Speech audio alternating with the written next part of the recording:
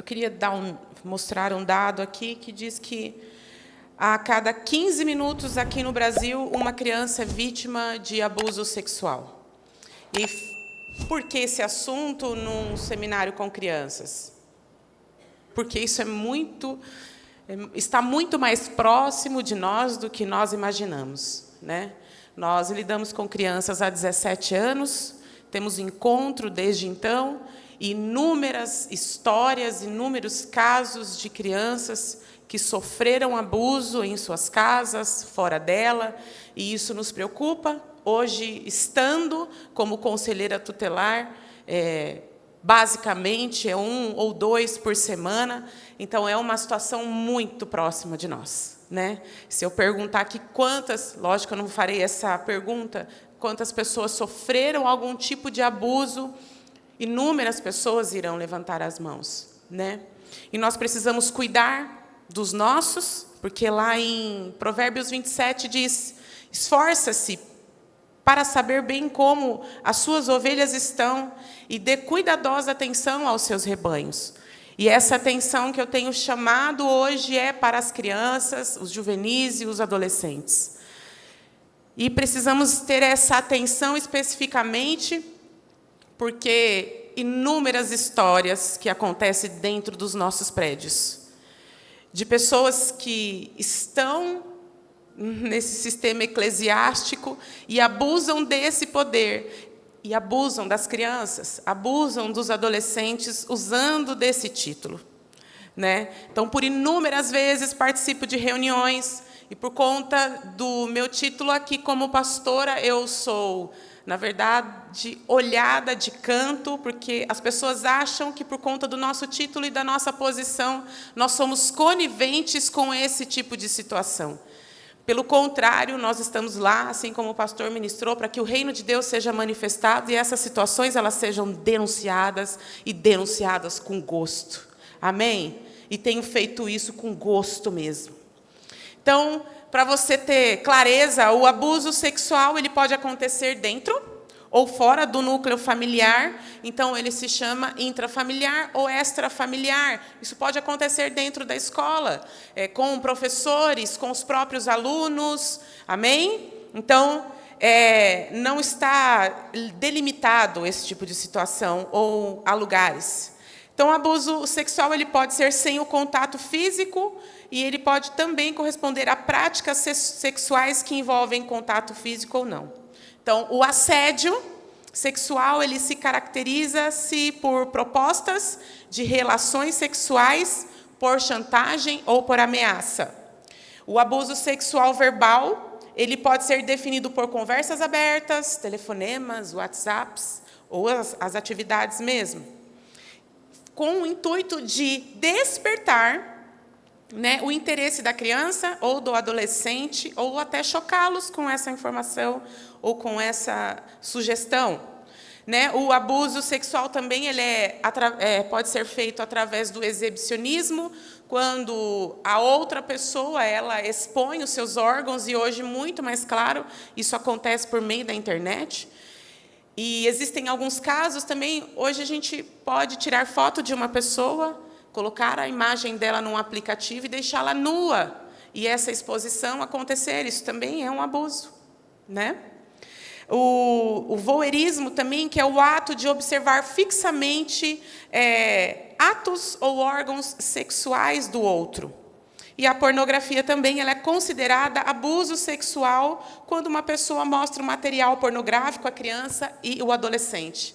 E eu quero acrescentar ainda essa informação, que o abuso sexual ele pode acontecer também por conta de canções, né? E nós não precisamos ir muito longe para saber o que essas canções expressam, essas relações sexuais cantadas, aonde muitas crianças, de forma induzidas pelos seus pais, parentes, pessoas próximas, a ouvirem de forma não por escolha, mas porque está ali no ambiente. E a gente sabe que essas canções falam abertamente de órgãos sexuais, de relações sexuais. Isso é um abuso. Amém? E nós precisamos estar muito cientes disso, porque nós podemos denunciar isto. seja dentro de qualquer ambiente. Amém? Então, abuso sexual com contato físico também corresponde a carícias nos órgãos, tentativas de relação sexual, masturbação, sexo oral, penetração vaginal e anal, e essas violações podem ser legalmente tipificadas em tentado violento ao pudor, corrupção de menores, sedução ao estupro. Existe, contudo, uma compreensão mais ampla do abuso sexual, que contato físico, que inclui beijos forçados e ou em outras zonas erógenas. Então, tudo isso corresponde a abuso sexual. Por que eu estou contando tudo isso? Algumas coisas você já sabe e outras não, porque nós devemos falar isso para as nossas crianças que estão no nosso seio familiar, ou aonde nós estamos inseridos. Amém? Elas precisam ter clareza do que é o abuso. Quando a criança falar o que aconteceu, você fala, isso é um abuso, isso é um crime, nós vamos denunciar. Amém, igreja? A exploração sexual, quem aqui foi como igreja, nós assistimos o filme junto? Quem foi? Então, ali é a exploração sexual, que ela é caracterizada pela relação sexual de uma criança ou adolescente com adultos, mediada pelo pagamento em dinheiro ou em qualquer outro benefício. Não me recordo agora, mas o adolescente menor de 14 anos não pode namorar. Isso é lei, né? Quando esse adolescente ele beija na boca, mesmo com consentimento ou sem consentimento, isso é um crime. Isso considera prática de estupro de vulnerável por conta desse ato libidinoso, né? Quando a gente ministra nas escolas, os olhos dos adolescentes arregalam aqui, né? Porque tá no ECA. E aí nós precisamos ensinar os nossos adolescentes a isso. Amém? É assustador, porque quantos de nós não fizemos isso antes dos 14, né? Mas hoje você está recebendo orientação, você vai ensinar os seus filhos, e se você tem menos de 14, está fazendo isso, está cometendo um crime. Beleza?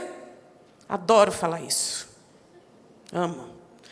A pornografia ela se considera também como exploração sexual quando a produção, utilização, exibição, comercialização de materiais, fotos, vídeos, desenhos, acrescento à música, com cenas cantadas ou explícitas envolvendo crianças, adolescentes, ou imagem com conotação sexual das partes genitais de uma criança. O tráfico para fins sexuais é a prática que envolve cooptação ou aliciamento, rapto, intercâmbio, transferência, hospedagem de pessoas recrutadas para essa finalidade. O recorrente é que o tráfico para esses fins de exploração sexual ocorra de forma disfarçada por agências de modelo, turismo, trabalho internacional, namoro, matrimônio e raramente por agências de adoção internacional. Quero trazer um alerta aos pais também que amam, o bebê nasceu, já lhe tacam um Instagram. Para que isso, irmão? Para que você vai fazer um Instagram de uma criança? Você quer expor mesmo seu filho? A gente gosta de mostrar ali o nosso bebezinho, os nossos rebentos, que como eles são lindos, que engraçado, a gente posta no nosso de forma privada. Amém? Você fazer um Instagram para o seu filho expondo ele, ai, pastora, mas é reservado. Eu quero te dizer que a internet ela é um campo muito mais aberto do que você pensa. Recentemente, meu Instagram foi hackeado. Que trabalhão eu tive, porque as pessoas começam a usar os nossos nomes. Né? Agora, pensa você com a fotinho do seu bebê, ele vai pegar, ele vai vender a fotinho do seu bebê para pedófilos, para pessoas que vão chegar até você uma hora. Continua postando foto do seu filho na escola, a escola que ele estuda, continua dando o caminho certinho que ele faz, a hora que ele chega, a hora que ele sai. Os adolescentes amam fazer isso. Mostra o seu caminho, aonde você está indo, a hora que você sai. É um prato cheio para a gente que quer fazer mal para os nossos filhos. É um prato cheio para quem quer te raptar, quer te estuprar, quer abusar de você. Nós estamos numa época de batalha pelas mentes mesmo. Então parece uma coisa fora do outro mundo, retrógrada, antiga e boba.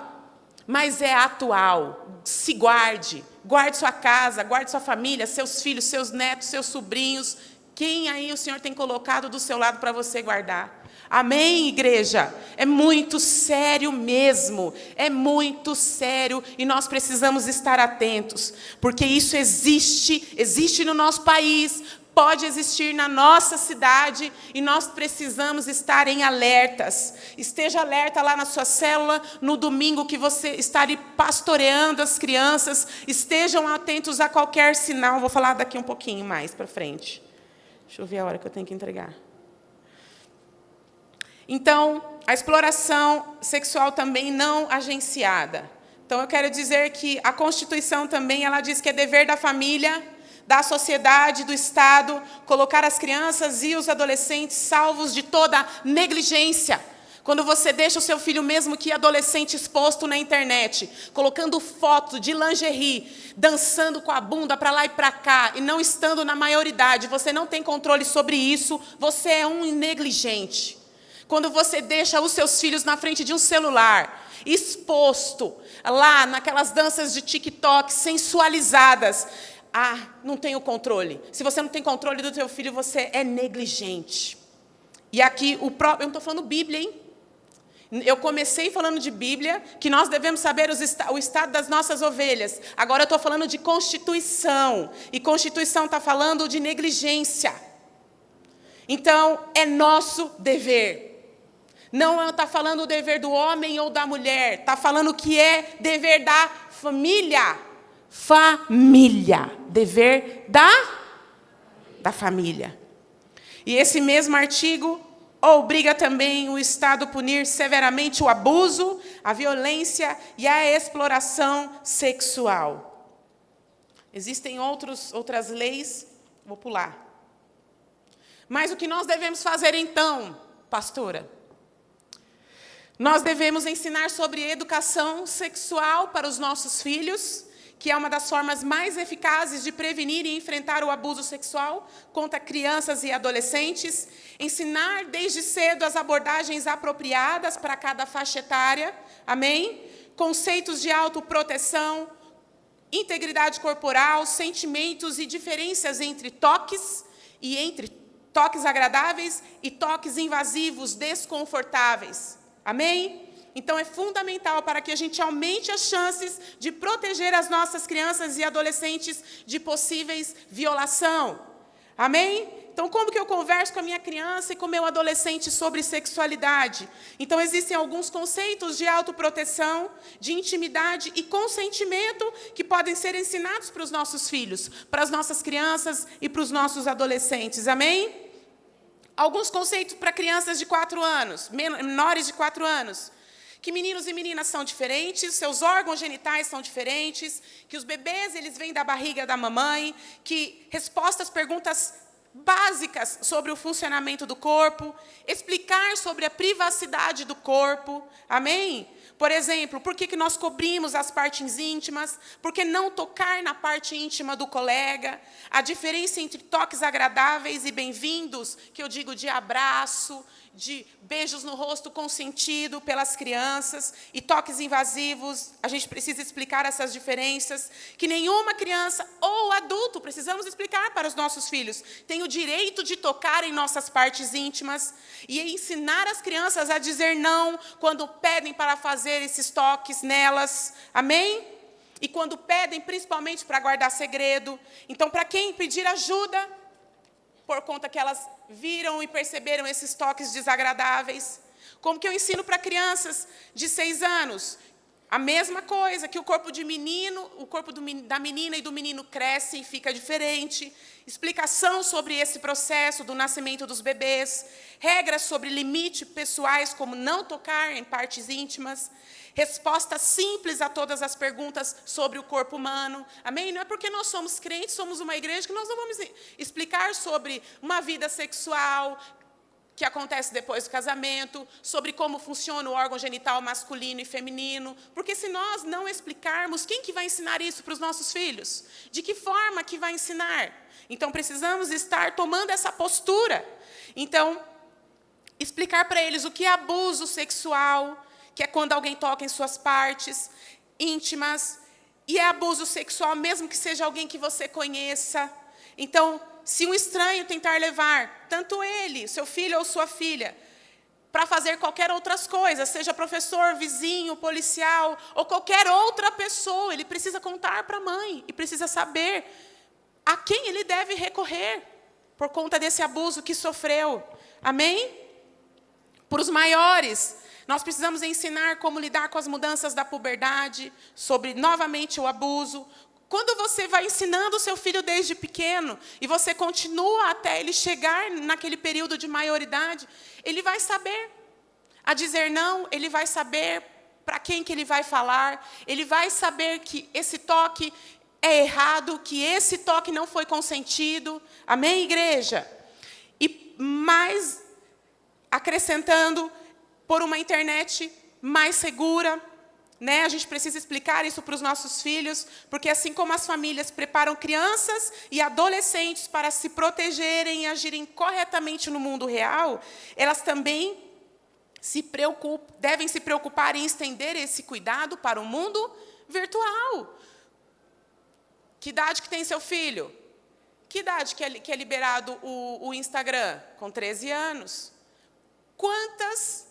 Quantos perfis são feitos de maneira incorreta? Coloca lá a data e passa.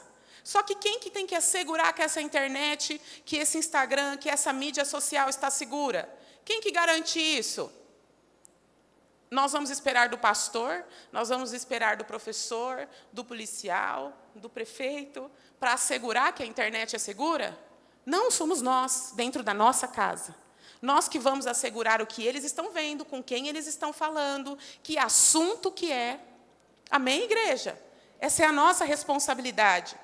E aí, o mundo virtual, ele é povoado por homens, mulheres, jovens, adultos, né, com riscos específicos de violências e golpes desrespeitosos. Então, abordar isso para as nossas crianças e os nossos adolescentes é assegurar que eles terão conhecimento do mundo que eles estão vivendo. Né? Então, a tecnologia ela é um meio de interação, de informação, de comércio, né? Mas também virou um caminho para o assédio, para a exploração de crianças, além de favorecer a produção e disseminação de imagens e conteúdos pornográficos. Então, o anonimato das redes, né, favorecem a produção e a disseminação desses materiais pornográficos. Antigamente, o adolescente que queria ter acesso à pornografia era um pouco mais difícil, porque ele comprava aquela revista na banca, então ele sempre tinha que pedir para um adulto. De alguma forma, ele conseguia, mas era um pouco mais difícil. Hoje não precisa muito, é um clique só, e não precisa mais ninguém fazer por ele. É isso ou não é, igreja? Então, a violência sexual acaba acontecendo pelo modo virtual, e essas adolescentes e essas crianças acabam se envolvendo em situações que elas se tornam dependentes e traz prejuízos para as nossas casas. Então, nós precisamos entender que é uma situação gravíssima de violação de direitos humanos, porque interfere no desenvolvimento sexual saudável e nas dimensões físicas e psicossociais das crianças e dos adolescentes. Então, precisamos estar atentos. Amém, igreja? Então, alguns cuidados que você precisa avaliar ali com os seus filhos. A faixa etária é para o seu filho? Sim ou não? Permita ou não? Que dispositivos estão sendo usados? Quanto tempo ele está conectado? O que ele está vivenciando ali? Naquilo que ele está incluído?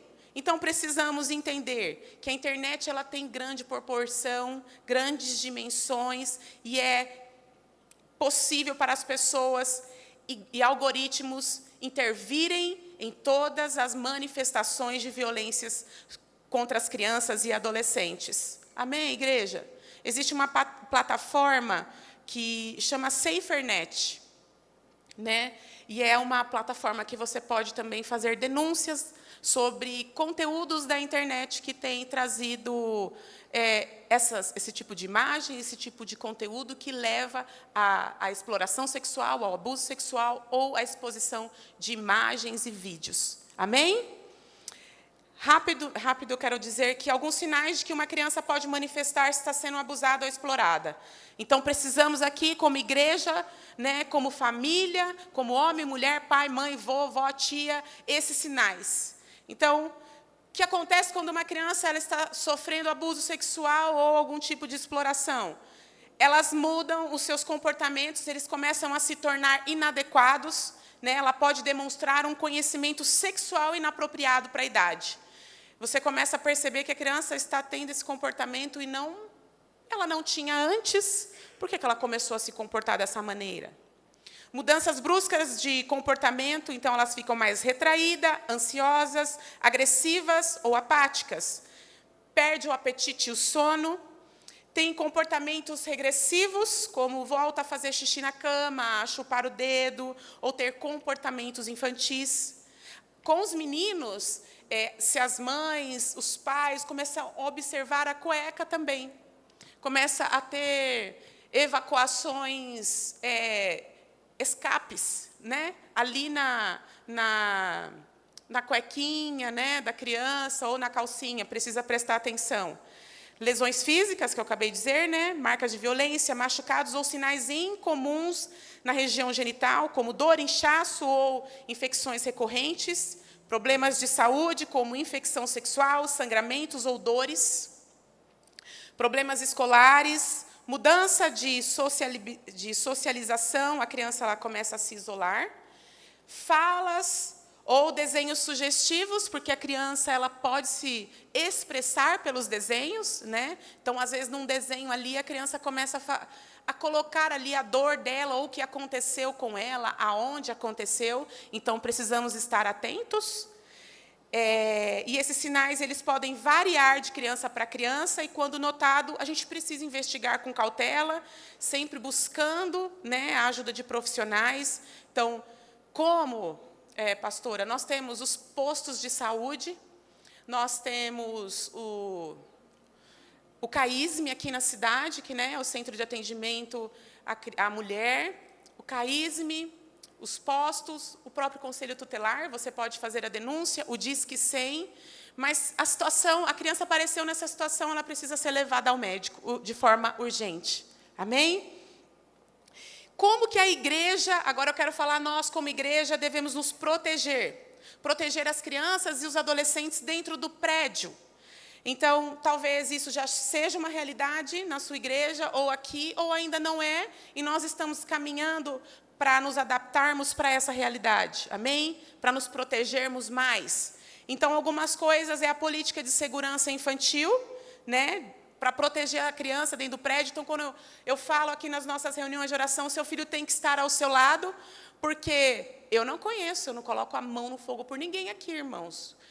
O capeta tentou lá, vai abusar da criança, e era uma pessoa muito legal, né? Então, eu não compro a ideia de ninguém, e nós precisamos entender que quem guarda os nossos filhos somos nós. Amém? Então, por isso que eu sempre falo, seu filho do seu lado, não deixa solto.